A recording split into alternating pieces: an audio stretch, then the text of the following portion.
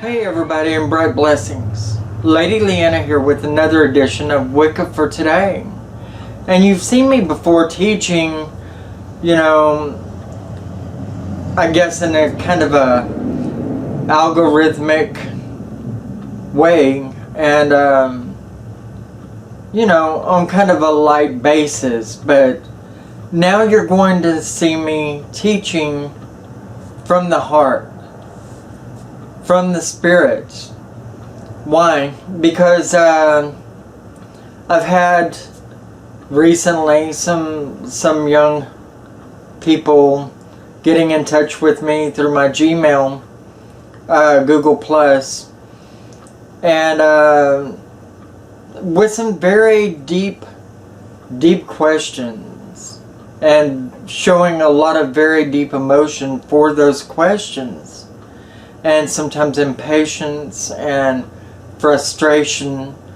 And some of them, it hurts my heart to feel that they may be slipping away from spirituality or religion altogether, just due to the frustrations of the world that are going on around them, and the impatience within them to stick with it. The lack of seeing God, or the goddess. And we're all faced with that today. We're all faced with the fact that there's an absence of a supreme being in the interactions with others on a day-to-day basis. In the world around us, the crowded places and department stores, and the way that people don't show a love for each other or a togetherness in so many different ways, But, some of these kids are hurting pretty bad. I have one that has contacted me recently from a country far, far away from me.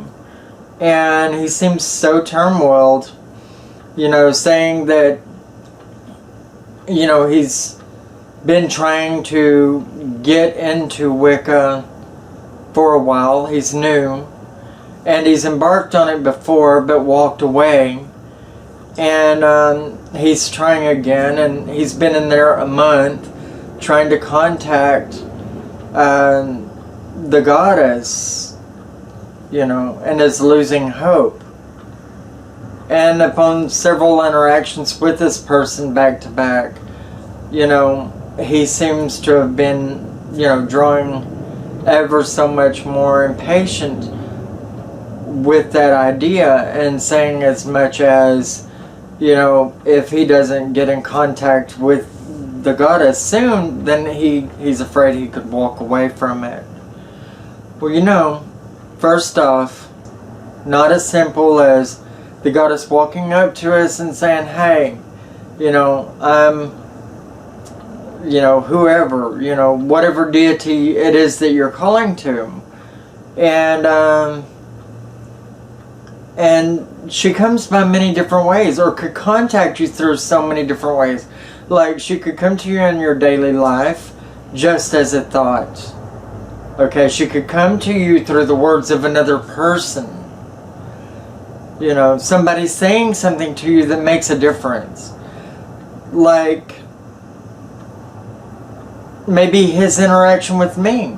Maybe it was the goddess that told him to write me in Google Plus. Maybe the goddess did present herself, but through me. But isn't that the way the God system works?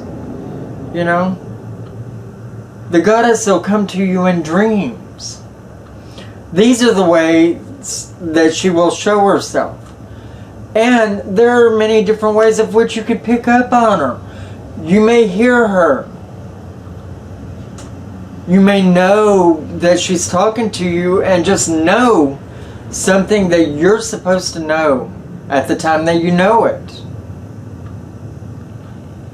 You may see her, whether in your mind's eye as a vision, maybe as a silhouette in the corner, maybe you'll be looking in somebody's face and you'll see her through their eyes.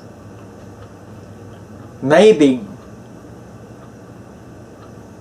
you can hear her. Maybe you can just know she's there.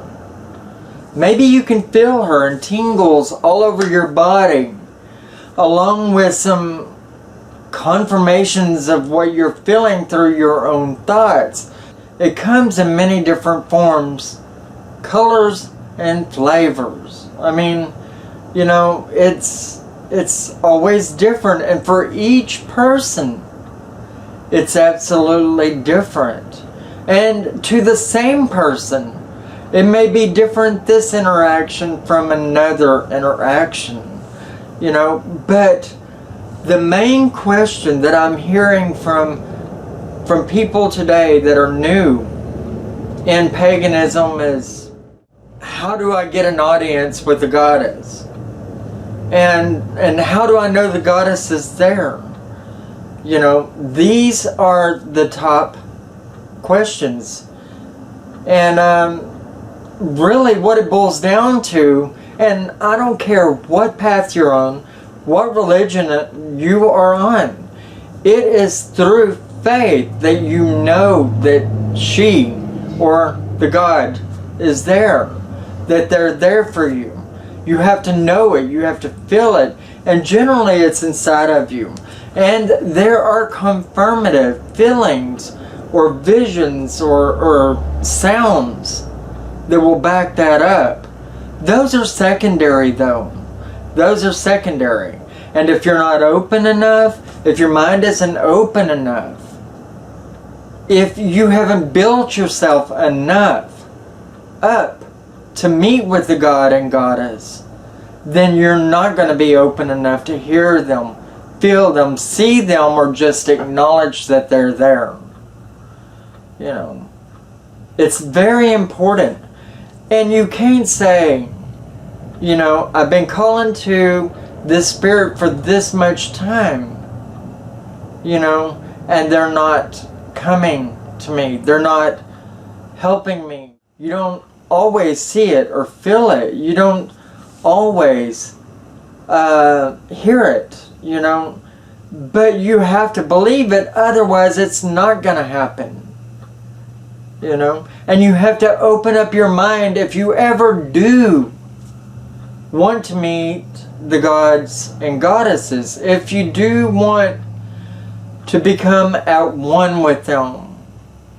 You know, the gods and goddesses, they don't always come to me.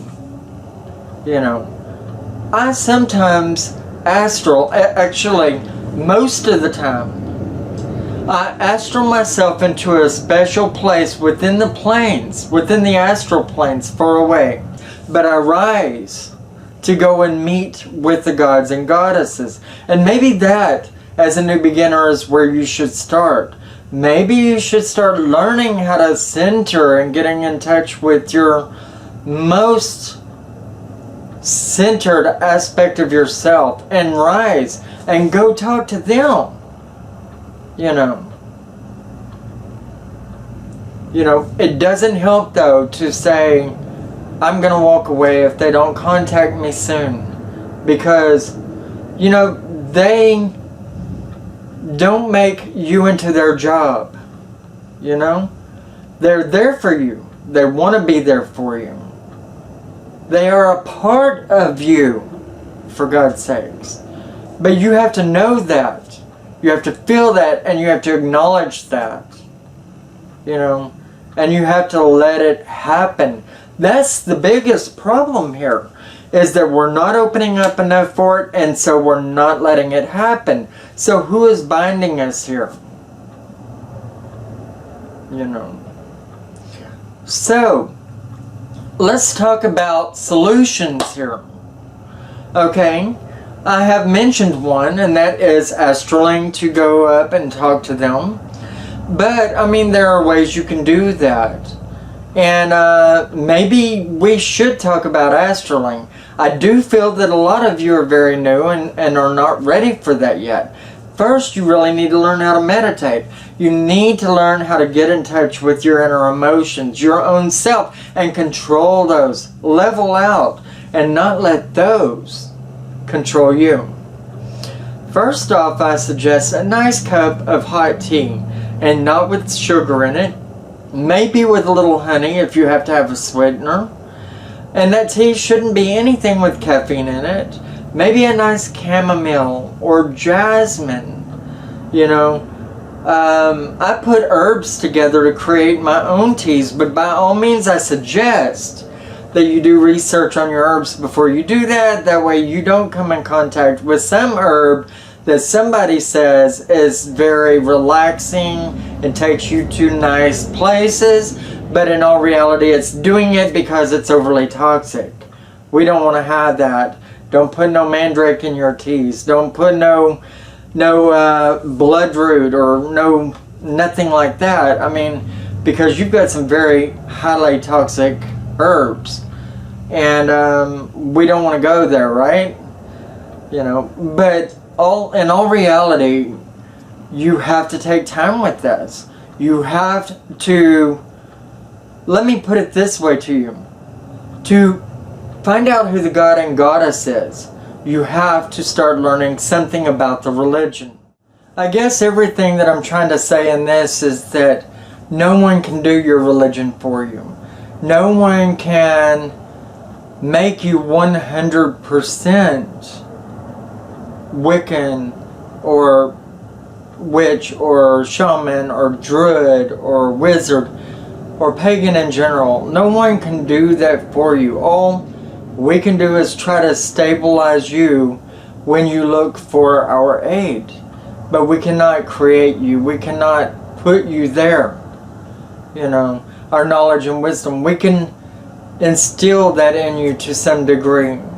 You know, but there are a lot of things that you have to seek out and make part of yourself. And, you know, we cannot 100% do it for you. People like myself will try to give you all the information that we possibly can within these religions. And what you do with those informations is up to you. Now, by no means am I saying no one should ask me questions or any of that, because I encourage questions. You know, but it's up to you as to whether you're going to listen to those or not.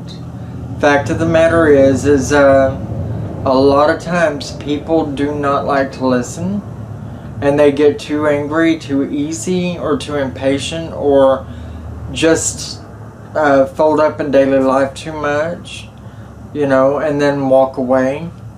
But it doesn't come overnight. It doesn't.